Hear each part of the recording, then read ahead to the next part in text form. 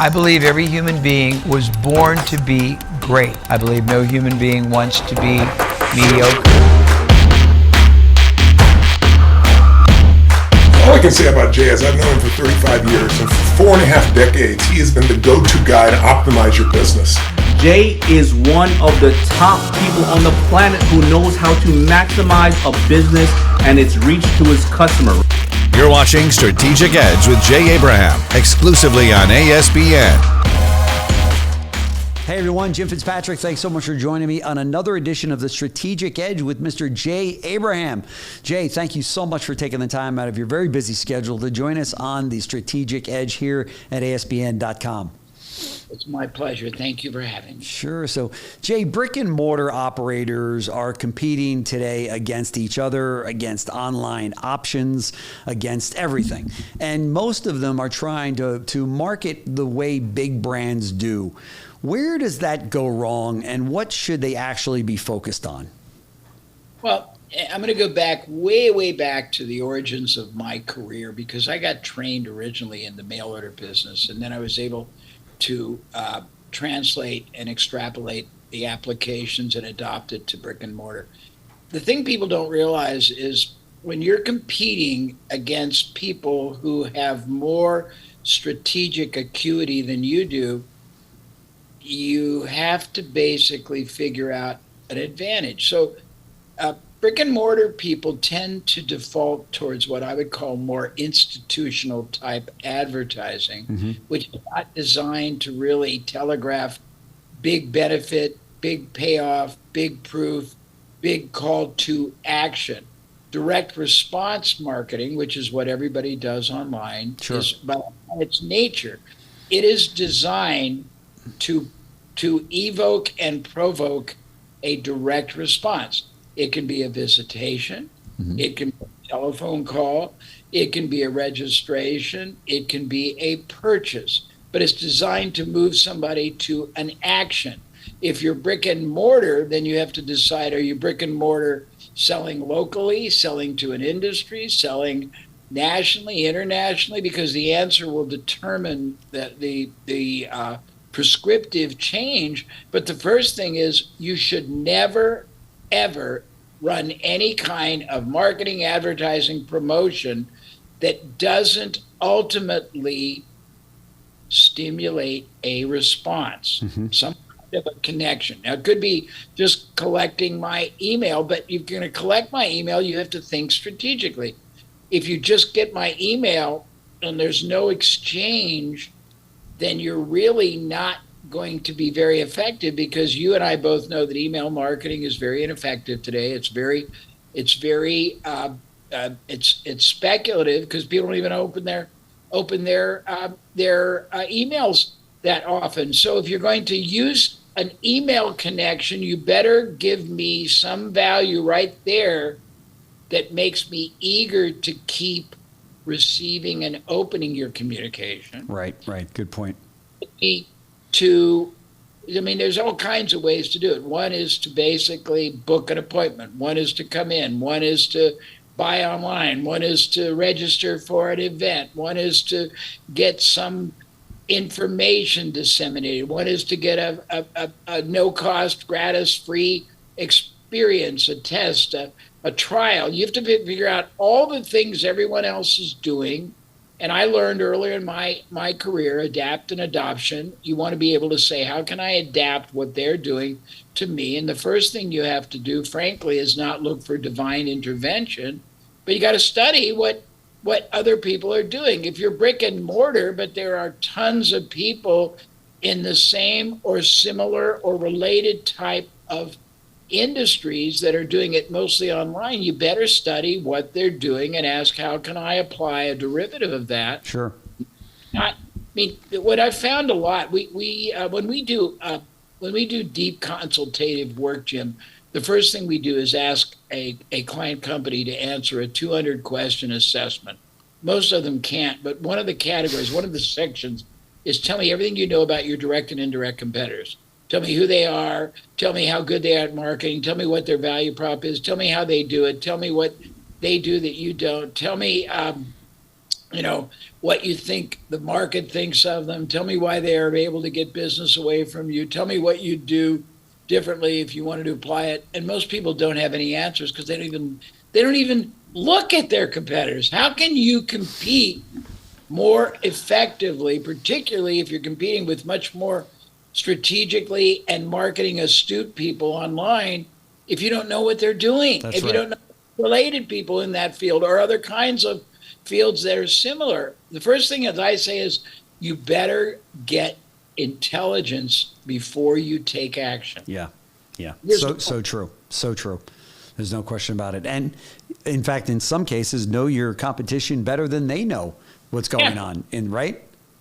And you got to say, if people are buying from them, not you, you better know why. Right. If it's convenient, what are the friction factors that you are creating? If it's distinction, how can you elevate your stature, your prominence? If it's user friendly and you're not, I mean, you have to know who's your enemy. How are you going to vanquish the enemy if you don't know who they are and what their tactics are? That's right. That's right. Let's go deeper on awareness density, because when you say that, I don't think you mean running more ads per se. What does that actually look like in practice for a local business? Well, again, if you're doing it locally or you're doing it online or you're doing it both, first of all, how can you start with value, not value creation, but value definition. Mm-hmm. Most people, they try to impose and impute their definition of value to their market. And it's not always the same. What you think is great, your market may not. What do they value that you can basically represent more of than the alternatives they have? Right. And how can you articulate that you do? So, example, we talk about in the automotive field, our mutual friend Brian Benstock basically started by figuring out that if he picked up cars for service, a lot more people would do that, right? Sure. Then he realized that even though he did that, people were frustrated on the phone trying to figure out, when is my car ready to be delivered? What do I have to do? So then he created an app, like an Uber app, that took care of that. But the point is, you've got to know who you're competing against and what they are doing that is taking market away from you, so you can try to not just emulate, but to adapt it and adopt it. And you have to understand the psychology behind it. You have to understand the what I call it, the benefits that are being offered.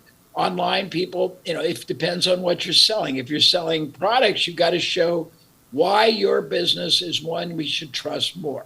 Do you have selection? Do you have better guarantee? Do you have a better extended support? Do you have a better staff to help you make the right decision? Do you have better technical support? I mean, do you give technical support gratis that other people? What is it that you are going to offer me in a way that I treasure more than the alternative? That's right. That's right.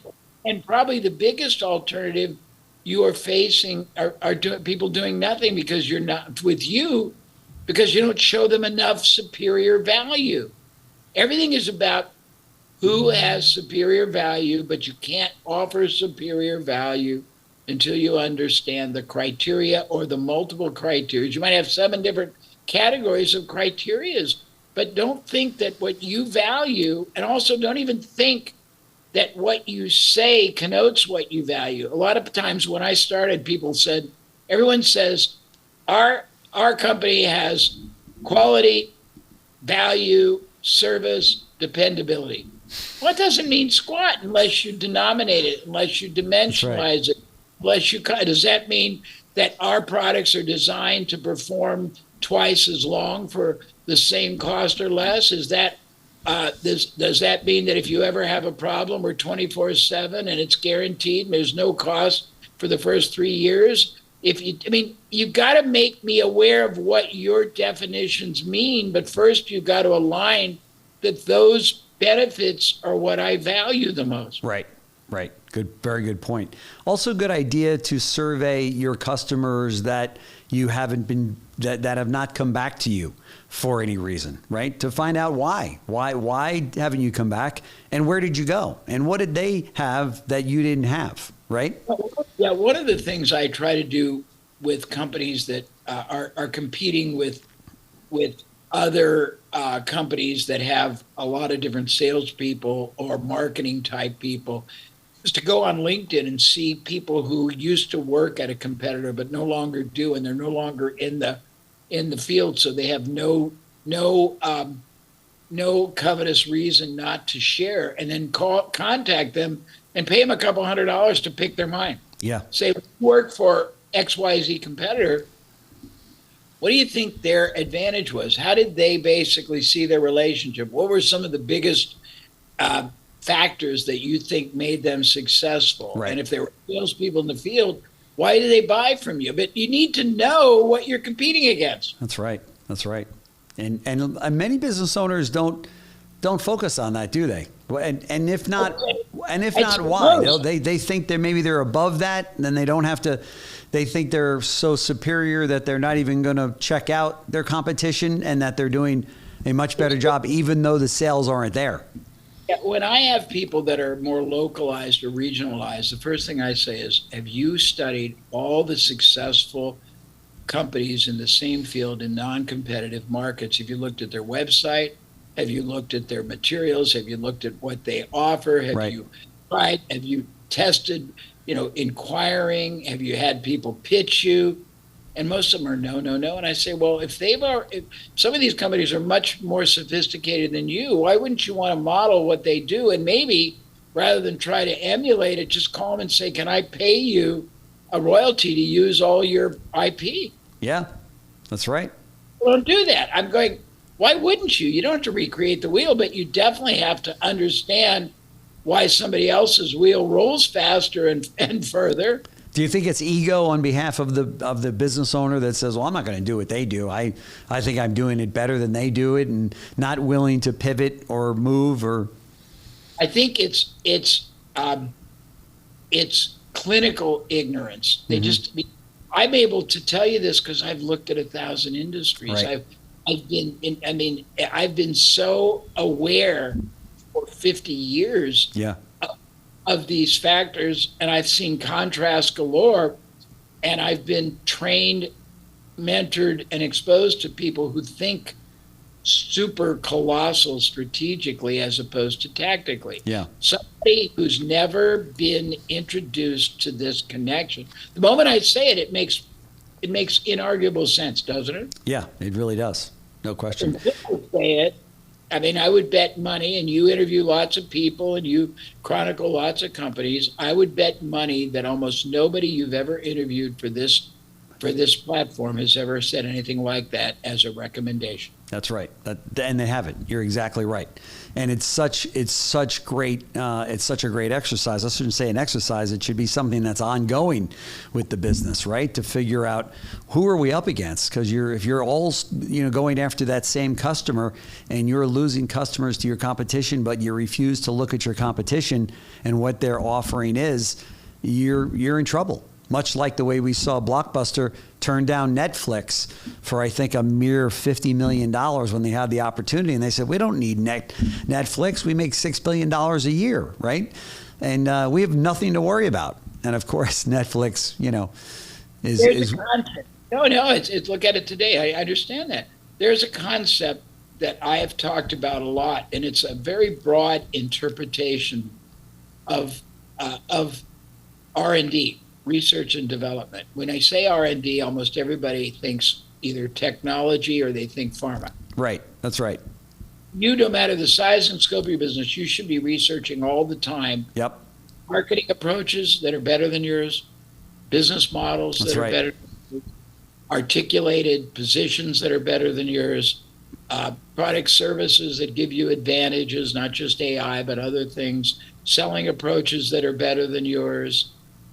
And most people don't do any of that. Nope. They're ostrich-like, but and again, what I just said and what we've just covered today, anybody watching this show, they can't argue its relevance, but I'll bet you a lot of money, if you want to take me up on it, that if we chronicled every one of your viewers who watched this show and said, that makes such great sense, Yeah. that a fraction of a fraction will even do it. Yes, and it's very sad. There's no question about it.